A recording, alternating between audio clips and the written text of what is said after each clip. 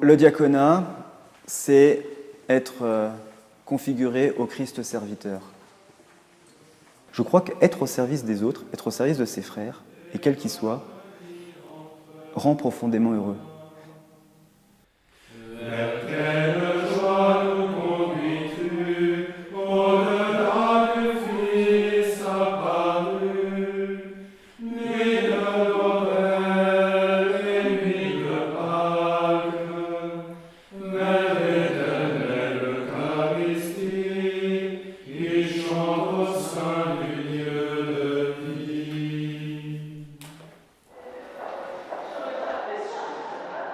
Je pense qu'un religieux ou un frère en mission, c'est un facilitateur de rencontres un peu. Donc il n'y a pas d'apostolat type.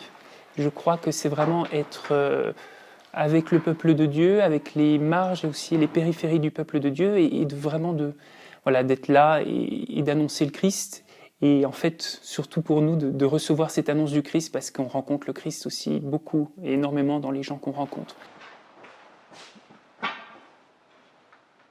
La prière est quand même le moment qui nous ressource puis qui nous recentre devant ce pourquoi on est là et ce pourquoi on est religieux.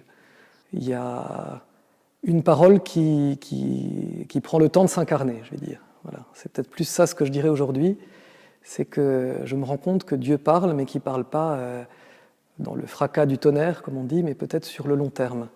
C'est-à-dire qu'il y a ces constantes qu'on découvre dans sa vie, il y a ses aspirations, ses désirs aussi. Je crois vraiment que le désir est une marque de la présence de Dieu. La manière dont les dominicains se consacrent, c'est l'étude. L'étude pour la prédication. Donc il y a une espèce d'aller vers Dieu, de contemplation avide, qui ne peut pas être juste un peu formelle, je vais en cours, je prends des notes, je passe l'examen TOC, j'ai le tampon, et c'est fini. Non. Pour nous, dominicains, ça devrait être tout le temps et toujours quelque chose qui nous donne envie d'approfondir, quelque chose qui nous donne envie d'aller plus loin, de mieux comprendre Dieu. Parce que plus on avance, plus on sent où est son cœur dans les études. J'ai dit pour moi, c'est le domaine biblique, c'est le livre de l'Apocalypse, c'est l'histoire de la réception.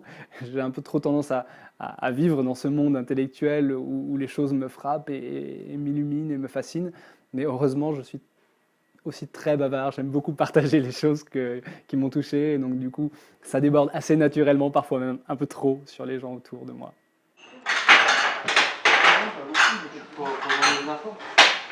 Dieu est présent en nous par son amour, et l'amour c'est un mouvement. On ne peut pas aimer Dieu statiquement comme une statue, quoi. Avoir la foi, c'est faire du vélo, quoi. Si on s'arrête de faire du vélo, on tombe. La vie communautaire fait partie de ce vélo, en fait. C'est-à-dire qu'elle nous aide à rester en mouvement parce qu'il y a d'autres cyclistes qui viennent nous épauler, nous tracer le chemin, etc. Au début, c'est difficile. C'est pour ça que sert le noviciat, un apprentissage. Et au fur et à mesure qu'on apprend à apprendre, finalement, qu'on apprend à s'adapter à chaque frère, on est plus comblé aussi. On est plus comblé par leur présence, par ce qu'on partage ensemble. Je pense qu'il y a deux manières un peu de présenter le Seigneur. C'est où on impose un discours et on essaye de faire entrer les gens dedans.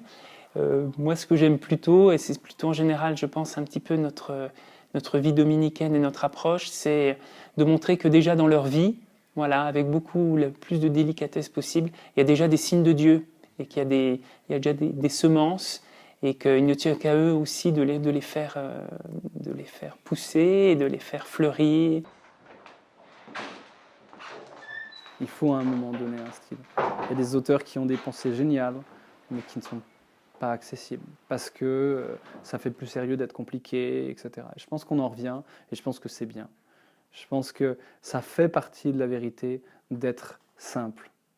La vérité n'est pas compliquée. Elle est extrêmement profonde, elle est extrêmement mystérieuse, elle nous dépasse toujours. C'est toujours plus difficile que des phrases simplistes, et en même temps, elle est toujours plus là, dans une phrase bien équilibrée, belle en fait, qui dit les choses, qui tient les paradoxes ensemble. Pour moi, la vie communautaire, c'est quelque chose de très civique, en fait. C'est une éducation donc, à la mise en commun, à la démocratie, à la répartition des tâches, au partage des tâches, avec cette idée qu'on n'est pas, en tant que citoyen, un atome totalement isolé dans le monde, mais que c'est plutôt des petites cellules, les unes à côté des autres, constituées de plusieurs personnes qui forment notre société. Entre les merveilles de ta grâce, toi qui libères de l'agresseur ceux qui se réfugient sous ta droite.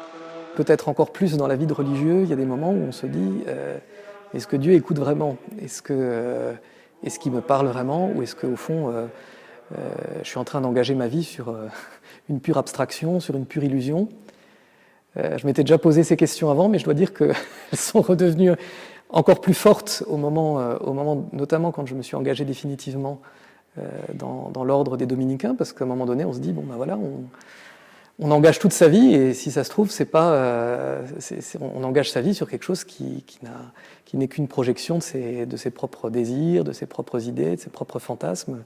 Voilà, qu'est-ce que ça signifie tout ça? Et bon, effectivement, on passe par des moments décapants, mais je crois que ça aide aussi à se raconter moins d'histoires sur la prière, se raconter moins d'histoires sur ce qu'on sait de Dieu. Et je ne sais pas si ça permet de l'approcher plus, en tout cas ça permet de voir que c'est vraiment une personne qui agit, et que ce n'est pas simplement la projection de ce qu'on aimerait qu'il fasse ou qu'il ne fasse pas. Moi, je pense que l'Évangile est toujours audible, et en fait, je pense, alors c'est peut-être de la naïveté, mais je pense qu'il est même attendu. On a de beaux jours devant nous, et puis c'est la promesse du Christ d'être avec nous jusqu'à la fin des temps.